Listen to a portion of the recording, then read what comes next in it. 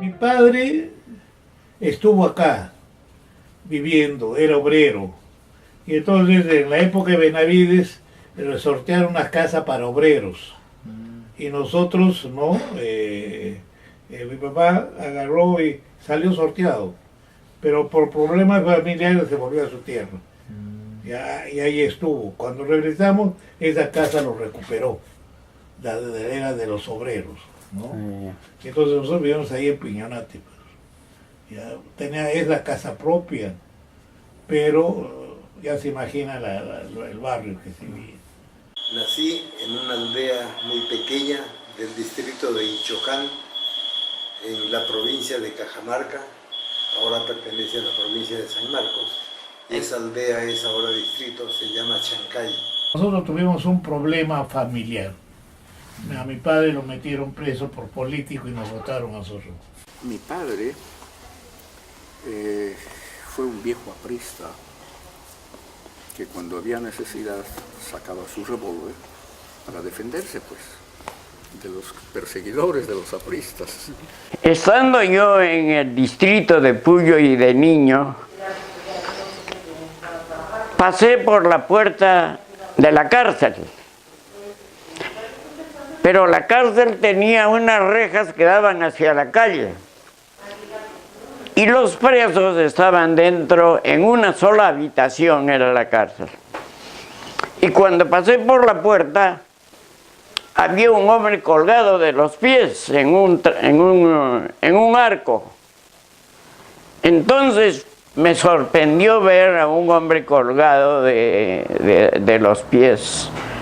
Y entonces cuando me acerqué a la reja de la puerta de la cárcel, y era mi tío Armando Cuadra, hijo de mi tía, hermana de mi papá. Entonces me hice el laberinto, corrí a avisar a la familia y la mamá, todos corrimos para ver por qué estaba colgado. Y en ese entonces el gobernador todavía no había llegado la policía y decían que lo habían colgado porque había gritado y decía vive el APRA, vive el APRA. Soy oriundo de la provincia de Huanta, pero estudié desde el segundo de media estudié en el Colegio Nacional Mariscal Cáceres de Huamanga, de la cual digamos, terminé el año 44 y el año 45 ya vengo a Lima para ingresar a San Marcos. Nací en el año 1927 en la provincia de Cañete, el distrito de San Vicente. Mi padre era de nacionalidad china, se llamaba Emilio Wong. Mi madre, limeña, hija de Juan Nelvi, que vino al Perú para la construcción, la instalación del tren de La Oroya. Yo nací en un pueblo que ese tiempo no era distrito todavía, pueblo de Huanza, la provincia de Huarochirí, departamento de Lima. Estudié en el colegio prevocacional, fui mejor alumno del colegio y me becaron en el Colegio Nacional Nuestra Señora de Guadalupe. ¿Y dónde vivían cuando vinieron a Lima? En el Porvenir, lo que ahora sigue siendo el Porvenir. O sea, nosotros el colegio estaba, no era el colegio Labarte de ahora que queda más allá de la parada, al final de la Avenida México, sino era el inicial colegio Labarte que quedaba en la calle Raimondi, que era más o menos a unas 2 cuadras de lo que ahora es el Hospital Obrero. Sus padres también eran huancaínos. Chupaquino, o sea, del distrito de Chupaca. De Chupaca, los sí. dos. Esa vez, ¿no? Ahora yo creo que ya es provincia también Chupaca. Claro, sí, claro. Cuénteme, ¿sus padres a qué se dedicaban? Mi papá era, aquella vez se les llamaba escribano de Estado. Ahora se les llama secretarios de juzgado. Pero esa vez era escribano de Estado. Y mi madre era agricultora, se dedicaba a la agricultura, inclusive al negocio de productos que cultivaba acá, la papa, el choclo, etc. Mi papá vino de la China, es un inmigrante chino, vino adolescente y tuvo que trabajar acá para subsistir.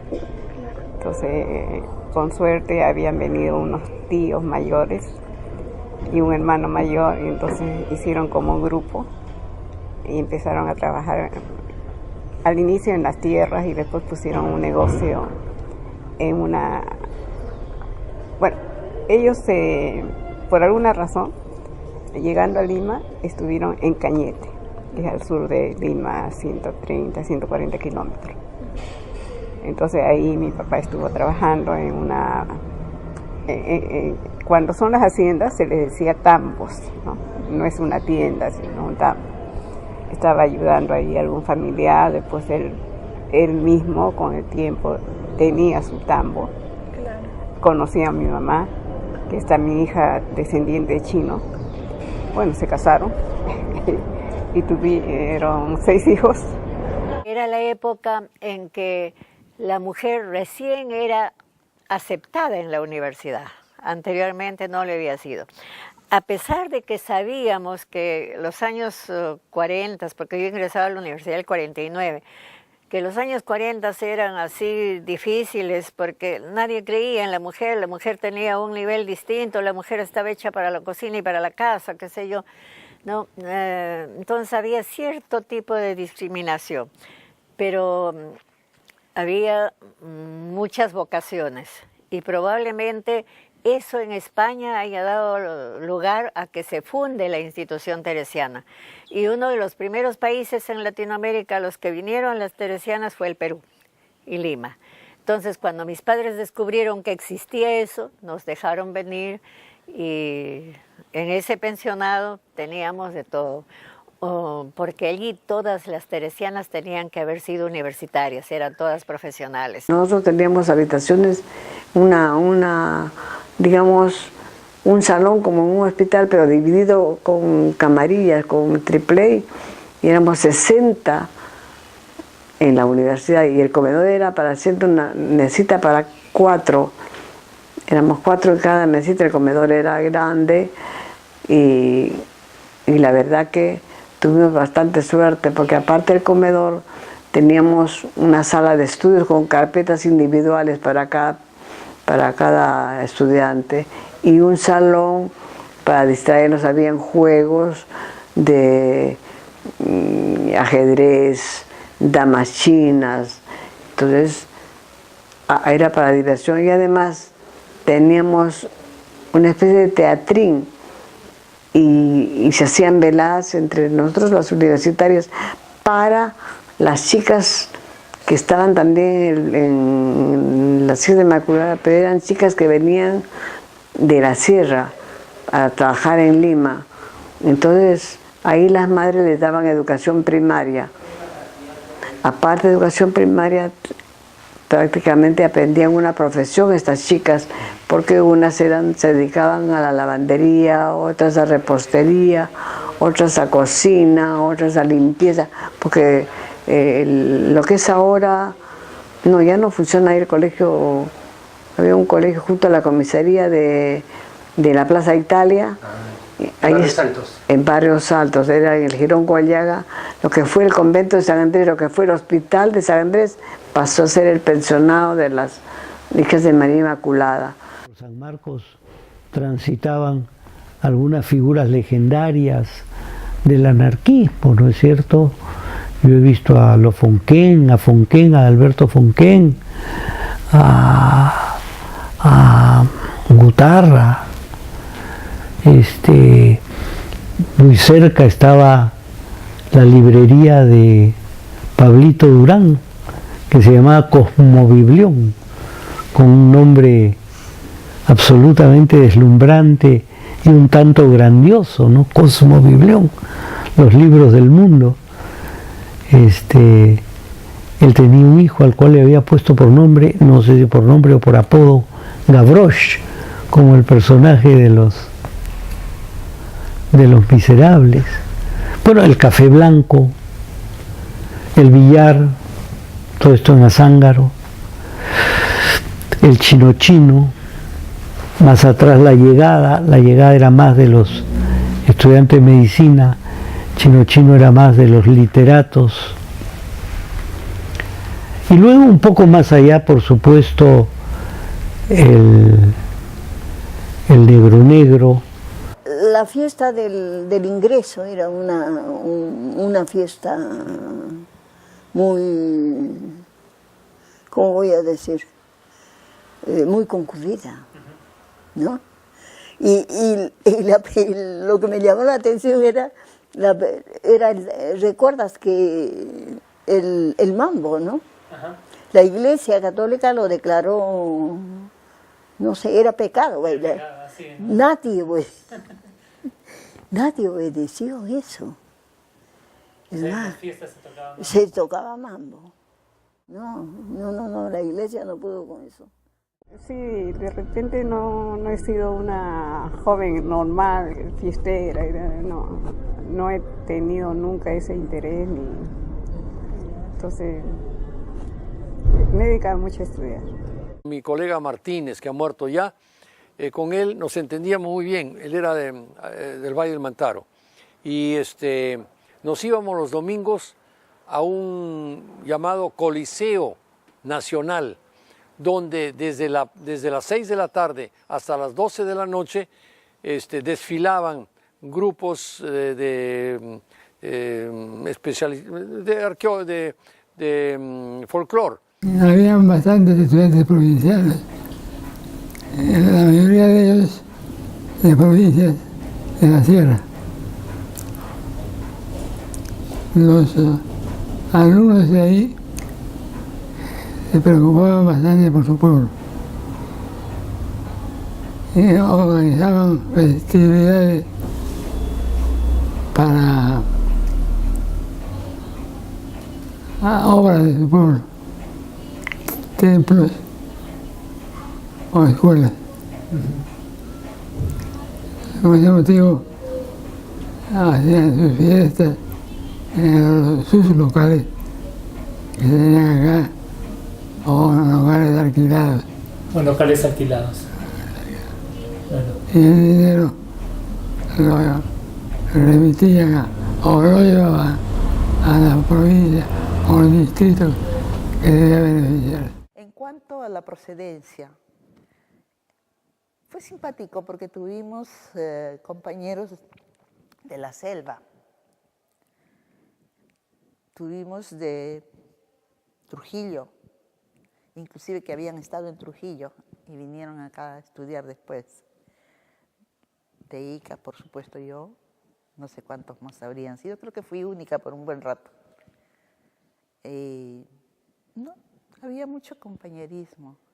Ahora, era normal que un amigo que tengo yo, que es limeño, me dijera en algún momento, ¿por qué hablas así? Elevando el tono de voz al término de una frase, como hablan los piuranos, pero es que yo soy piurano, le digo. Bueno, pues Manuel, estás en Lima, tienes que hablar como nosotros. Entonces yo le retruco, pero todavía déjame un poco más de tiempo, porque yo no te entiendo muchas veces cuando hablas. Porque todas las personas que viven en una capital hablan su idioma en forma acelerada. Eso es una comprobación lingüística. Bueno, quedamos empatados. Él hablaba más despacio y yo me quité el dejo piurano. Discriminación siempre ha habido y hay. naturalmente, porque es un proceso histórico, ¿no? Genético casi. Bueno, lo cierto es que había discriminación, pero en los estudiantes, en los docentes o en los catedráticos, como llamábamos entonces, no se sentía ninguna. Pero sí habían personas de edad, particularmente catedráticos, que a veces tenían inquina gratuita, a veces, ¿no? Que puedo decir, inexplicable contra algunos alumnos. Yo sabía de un decano que era profesor que jalaba 1, 2, 3, 4 veces a veces a los alumnos para que pasaran de letras a derecho, por ejemplo. Si no aprobaban su curso, no podían seguir la carrera de derecho, ¿no? Entonces había una animadversión subconsciente o no preconsciente quizá en cuanto al color de la piel. Por ejemplo, muy pocos representantes africanos habían, de origen africano, muy pocos. En el año 45 yo no estuve, pero era una anécdota que se contaba. El profesor Horacio Urteaga, ¿no?, le dijo a un alumno afrodescendiente que él se retirara de la clase porque él no podía dictar o enseñar a personas de esa raza. Yo tenía en mis compañeros uno de ascendencia semejante a la mía, pero más directamente. Y me dijo, cuando me decía, me desprecias a mí que soy descendiente de la misma parecida de tu abuelo y te vas a casar con ese cholo. Le dije, por lo pronto, por lo que estás hablando, no eres un caballero. Gracias a Dios, con él seguiré hasta que Dios quiera. En particular yo no he sentido, porque siempre uno dice, bueno, primero que eres mujer, puede ser que te discriminen. Segundo, que vengo de una raza, de una descendencia china, que a veces también puede ser problema. Pero nunca tuve no sentí nunca nada, o no quise sentir, no sé, pero la verdad es que yo no me he dado cuenta que haya habido una discriminación, ni por mujer, ni por origen asiático. Yo nunca sentí ni discriminación por ser provinciana y no de Lima, ni discriminación por ser mujer. Siempre fuimos bien tratadas, compañeros de clase muy respetuosos, profesores muy considerados, nos veían igual, con el mismo valor y el mismo nivel de exigencias a hombres y a mujeres. Nunca sentí discriminación, ya le digo, ni por ser mujer, ni por ser provinciana. Lo que pasa es que las mujeres siempre hemos sido muy estudiosas y teníamos, por lo menos teníamos los 2 primeros puestos, así que normal. Pero ese año 45 hay cosas que, sin ser tan profundas, digamos, también eran distintas ya al año 48. Hasta los años 44, 45, los alumnos iban con terno y corbata. Era una obligación, era algo normal, ¿no? Ya en el 48 no se da eso, ¿no? Eso va cambiando, digamos, la composición social.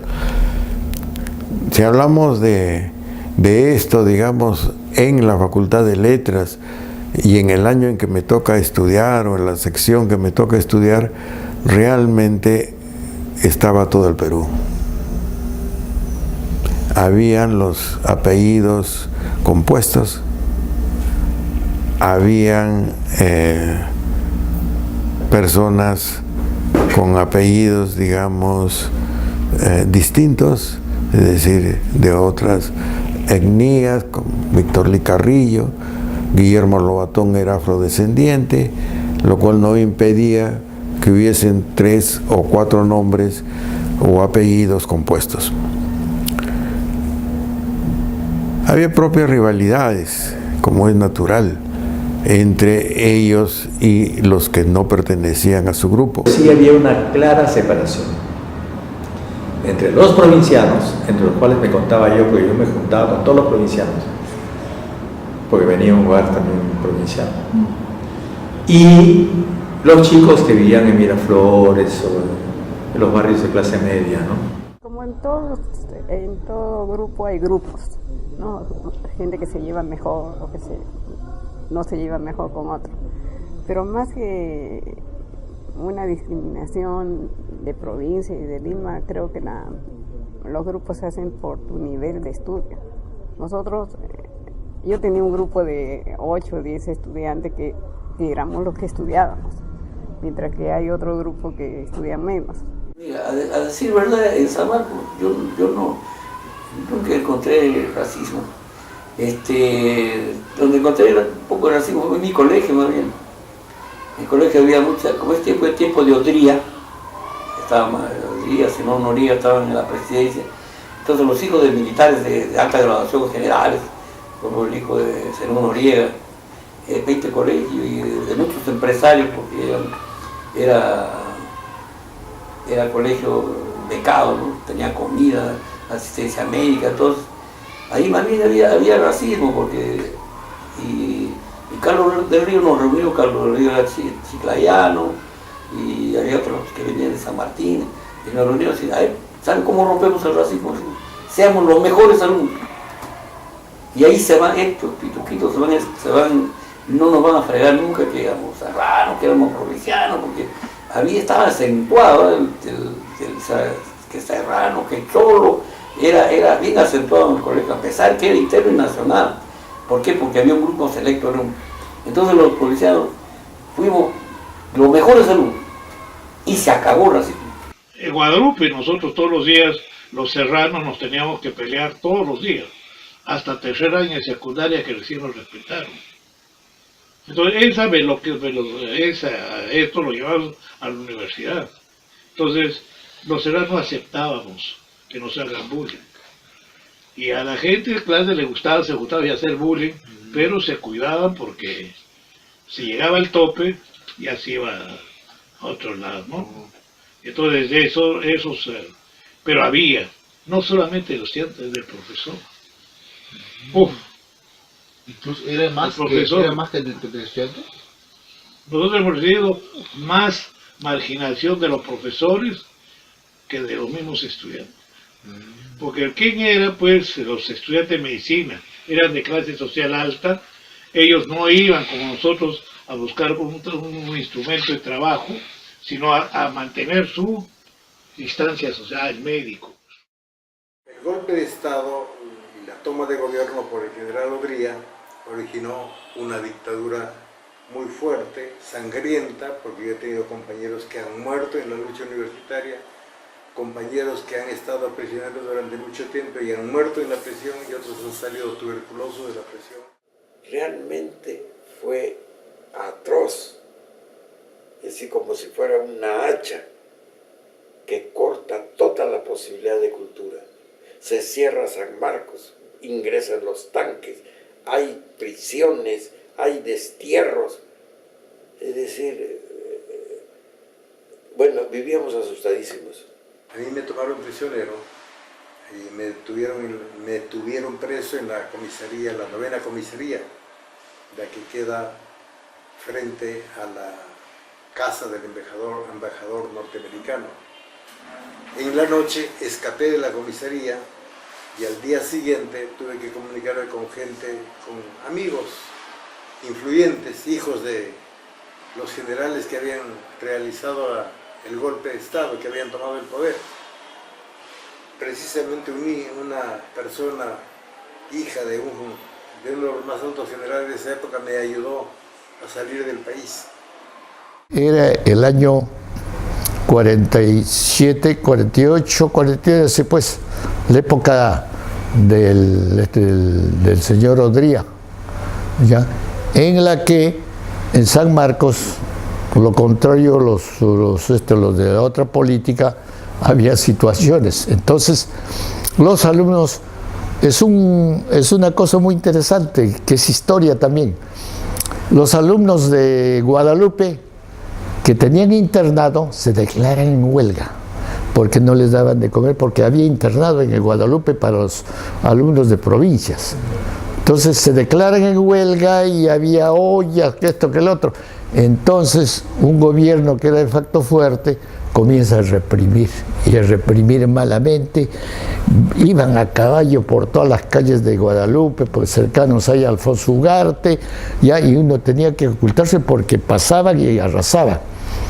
Y dentro de ese conato, digamos, de querer aplacar esa situación, muere un alumno de Guadalupe. ¿Ya? Nosotros estábamos aquella fecha de primero, en segundo de medicina, ya estábamos en la facultad. ¿Ya? Entonces muere un alumno de Guadalupe que se llamaba Avellaneda, me acuerdo mucho. Este alumno Avellaneda lo llevan a la morgue. Ya usted conoce la morgue de policía. La morgue de policía es colindante a la Facultad de Medicina. Entonces adelante la policía cuidando el cadáver de... Entonces, y eso colindaba con los patios de la facultad, donde estaban las aulas de anatomía, todo, y estaba la ventana ya abierta de la morgue y adentro estaba el cadáver. Entonces, connotados alumnos de cierta política, tranquilamente suben en escalera y sacan el cadáver.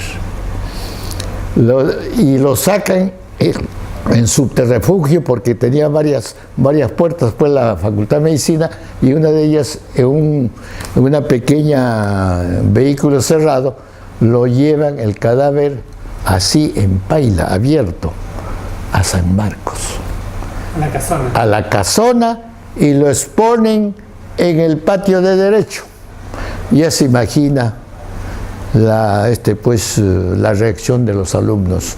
Tirios y troyanos pues tenían que ver esa situación, ¿ya? Y se declara la huelga universitaria y huelga total estudiantil, ¿ya? Dirigida ni más ni menos por un compañero mío, ¿ya?, de aquella época, el doctor Tejada. No, hay que decirlo con nombres. Entonces, por supuesto, la policía entró y recuperó el cadáver y lo llevó a Guadalupe. Pero un grupo de los alumnos adictos a esa idea, que yo no lo era porque yo también estaba ahí, pero yo me salí, entonces tomaron San Marcos, la casona. Entonces cerraron la casona. Entonces 2, 3 días el parque universitario era pues un colgorio de gente, alumnos que nosotros íbamos y también dábamos nuestra posición pues de rechazo a la fuerza y todo lo demás. ¿Y sabe cómo entran a San Marcos? El director de policía de aquella fecha era de facto, ¿ya? Entran con un tanque, rompen la puerta de la parte que da a ciencias, porque este es letras, ciencias, rompen, toman preso a todos los que estaban adentro y se lo llevan al frontón. El 51 habían estudiantes que habían salido de la prisión, los votaron en ese año. Y entre mis compañeros había uno. ¿Se había estado en la prisión? Exacto, estaba en la prisión aprista. Nos llamó en una oportunidad el que tenía a su cargo la política interna. ¿No era Esparza Sañartu? Esparza Sañartu, claro, ¿no? Y fuimos ahí con Martínez, etcétera. Y bueno, en fin, nos habló muy serio, en fin, porque formábamos parte, constituíamos el Centro Federado de Letras del 53-54. Así que nos llamó, hablamos, en fin. Nosotros fuimos corteses, pero sin embargo, uno de los nuestros, Martínez, se levantó, bueno, en fin, y habló con mucha fuerza, con mucho ímpetu, ¿no? Entonces terminó la reunión y, bueno, nos despedimos, ¿no? Estaba él en la puerta. Se queda, dijo a Martínez, se quedó preso por un tiempo. ¿La policía entraba alguna vez a la universidad? Entró una vez con tanque, ¿no? ¿No te acuerdas? Entró con tanque a San Marcos. Al parque universitario. Estaba de rector Dulanto. Porque queríamos sacar a Dulanto. La razón no la sé honradamente. Porque los de matemáticas casi empezamos separaditos. Éramos poquitos. Y eran más los de Derecho, los de Letras, los que participaban. Y querían sacar a Dulanto hasta que lo sacaron. En el patio de Derecho, eso sí. En Derecho habían de ideas políticas diferentes. Y cuando no estaban muy de acuerdo los metían al pozo de la... Eso era famoso. Sufrí una agresión, diría, de los apristas. Porque me tiraron a la pila por una protesta ante el rector. Por una protesta entre el rector. Roberto Sánchez, en un momento que reconciliar a los alumnos, se pronunció con su conocido verbo a favor de la armonía. Ya. Entonces en ese momento yo le grité de las pilas, no de las pilas, no de las pilas, pero con libertad, señor. Entonces como en un segundo estoy en la pila. Nosotros no hablábamos casi de partidos. Yeah. Yo simpatizo con el Partido Aprista en ese tiempo, ahora ya no. Simpatizaba porque a mí me decían que era Partido del Pueblo y que bueno, pues la universidad antes no era para el pueblo, ¿no? Propicié el movimiento para que luchemos por la gratuidad de la enseñanza. Y comenzamos las grandes luchas.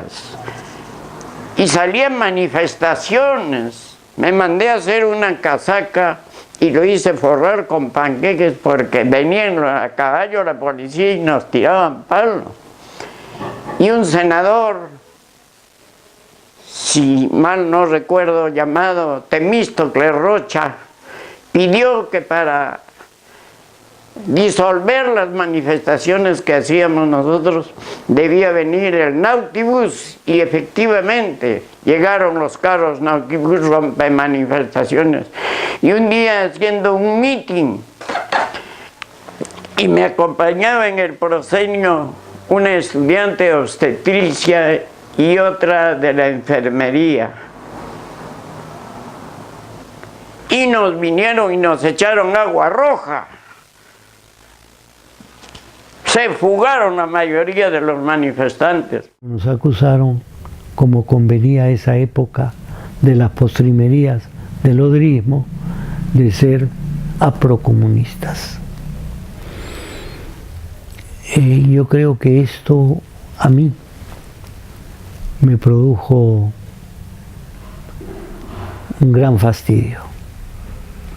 Pero el gran fastidio me llevó a conversar mucho más con mis amigos que sí eran, algunos de ellos, o comunistas o apristas. Entonces salieron todos ellos y volvieron a darme el micro para continuar mi peroración. Y comencé diciendo, recuerdo, fíjate cómo estamos rojos y mojados. Y dice que es a pedido de un Rocha. Estos Nautibus de hoy en adelante que se llaman Rochabús. Y hasta ahora se llama Rochabús, esos carritos que rompen manifestación.